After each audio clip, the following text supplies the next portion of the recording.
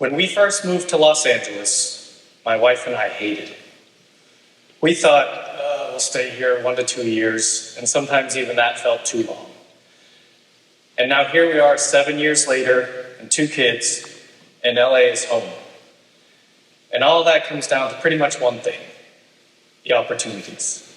Opportunities like this, to be here on this stage, at the Orpheum. Opportunities for our businesses, and opportunities for our kids. My name is Jason Ballara. In the interest of full disclosure, I shouldn't be up here. I shouldn't be up here telling you my story, but I am. And so over the next 15 minutes, I'm going to tell you how I made that happen and how you can too. Show of hands, how many people have done a hip replacement on a wolf? How about fixed a fracture in a cheetah? All right, how about removed an ovarian cyst in a chimpanzee? All right, just me. I'm going to tell you about that chimpanzee. One day I was at work, this was a few years back, and I got a phone call. Hey, Dr. Ballara, we have a chimpanzee with a mass in our abdomen. We're a little bit over our heads. Can you come and help? Now, for most people, that's a weird phone call to get at work, but I'm a veterinary surgeon, so it fits a little bit. However, chimpanzee is far more human when it comes to their anatomy than they are dog and cat. But I was willing to help, so I took a ride up to the wildlife way station, and I scrubbed in. But fortunately, everything went great. She had an ovarian cyst. We removed the cyst, and she recovered very, very well. But that's not really the point of the story. The point of the story was towards the end of that surgery, as I was closing, the veterinarian running anesthesia says, sort of nonchalantly to the room, hey, just in case she wakes up quickly, run out that door. So I'll paint you the picture here. We're in the OR. There's the table. I'm on this side of the table. Potentially very violent, dangerous chimpanzee is on the table. Everybody else is on that side of the table, and the door's over there. So to say I was scared was probably a little bit of an understatement. However, not nearly as scared as I was to come out on this stage today, because I am an introvert. I have been all my life. I think that probably most veterinarians are introverts, and somehow we think, oh, I'll go into a field where I only have to work with animals. I get to avoid the awkward interactions with people in the corporate world. What most of us seem to forget is that all of those pets are attached to an owner. So in fact, we really get a patient and a client. My shyness has always been a source of frustration for me, so much so that in high school, I started to do things to push myself out of my comfort zone. I joined the drama club. I never did get up the nerve to try out for a lead role. I joined choir. I eventually decided, okay, I can take on a solo on stage as Tigger. So opening night of that show, I go out to do the wonderful thing about Tiggers. So picture me with more hair, dressed up as Tigger, and I get up on stage and I froze. All the words were gone. I couldn't remember anything. So if you know the story of Tigger, I was bouncing around the stage as part of this without knowing the words to the song. So extremely embarrassing. Fast forward to vet school and beyond. When I finally realized that I wanted to be a surgeon, it was because I got into the OR and I found out, here's the place where I no longer feel like an imposter. I haven't been nervous in an OR in years. I train other surgeons. I teach them how to get great at what we do. Other surgeons around LA send me their cases if they're tricky ones. And that's still happening to this day. I don't tell you that to brag. I tell you that more to say, for me, it comes down to the concept from the book Outliers by Malcolm Gladwell. It's all about doing the 10,000 hours. It's about putting in the reps and making sure that you've done enough to be the best at what you do. Another quote I like is from Alex Hormozy. He says, you don't get confidence by standing in a mirror and shouting affirmations. You get confidence by building a body of work that demonstrates success. So all of this rolled into my career as a surgeon. I realized that I wanted to be good. I didn't just want to be good. I wanted to be the best. And so what that led to was an attitude of never quitting. You can never give up. It also led to a situation of an unwillingness to fail. Now, moving forward a little bit more in my life, we had our son. And when we had our son, I really started to notice how much I was working. I started to resent the time away from him and my wife. I really wanted to be the type of father who supported his family, but was also there with his family, spending time. And so I started to look at things that could get me out of the OR. I started to look for ways to create passive income. And so then came in my other passion, which is real estate. I've actually been working in construction since I was a teenager. At a very young age, I felt that real estate was the way to get out, a way to create wealth, a way to have growth and ownership. In high school, I was trying to decide which path I was going to follow. Am I going to be in construction, or am I going to be a veterinarian? The way I made that decision might surprise you.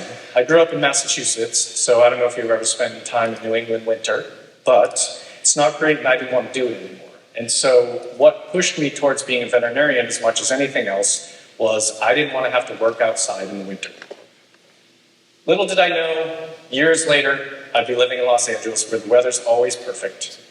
I also didn't realize I don't have to be the one swinging the hammer all the time. It's funny what that perspective will do for you. I'm now just a highly educated bone carpenter.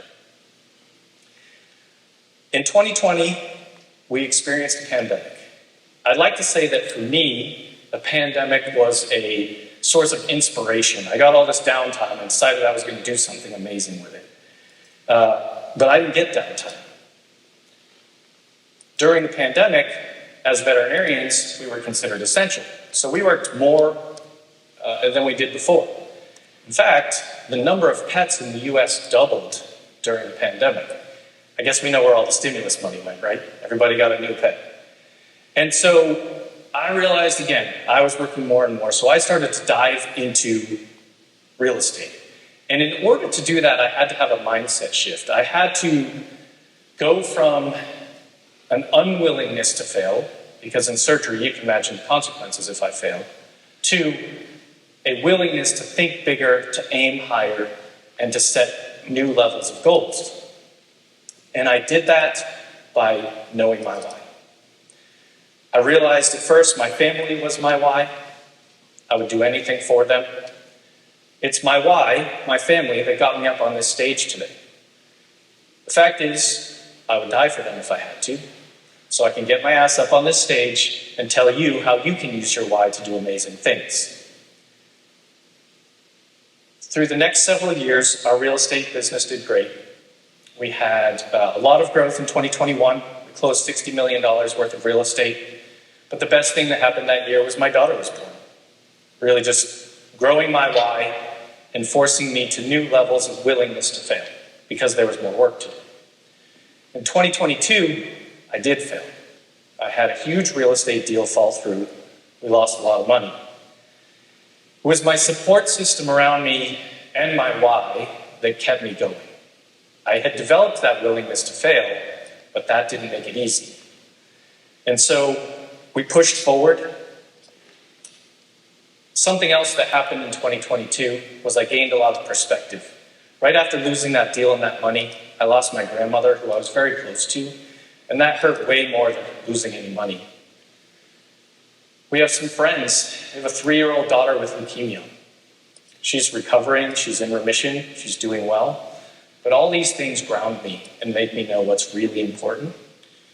And so moving into late 2022 and early 2023, I decided everything I wanted to do from there was going to have impact. So I started a fund. The fund is based on helping the veterinary community. Most people probably don't know this, but veterinarians have one of the highest suicide rates of all professions. The reasons behind that are an entirely different talk for an entirely different day, but the fact is that it's true, and I want to change it. Add one more why to the list. So throughout this story, I've used my whys. They've grown, they've evolved, but I've used them to push me forward. I never wanted to be the face of anything. I never wanted to be on stages. I never wanted to have a podcast. I never wanted to be the picture on the front of anything. I wanted to be the guy who quietly got the work done in the background, and the results spoke for themselves. And I have been that guy, and I will continue to be the guy who gets the work done, and the results speak for themselves. But I've got to do something different now. I've got to do whatever it takes to use my why to move things forward and make the world a better place. And I'm going to give you 3 keys as to how you can do that too. The first one is always say yes to opportunities.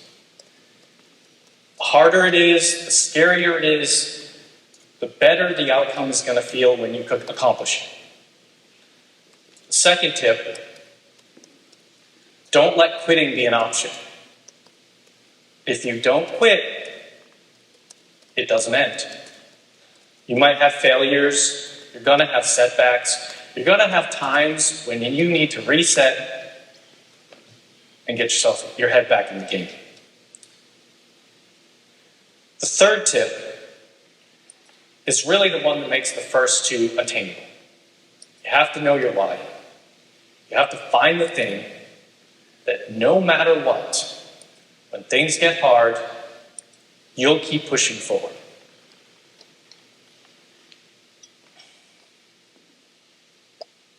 I said at the beginning of this talk I shouldn't be up here. And I'll say it one last time.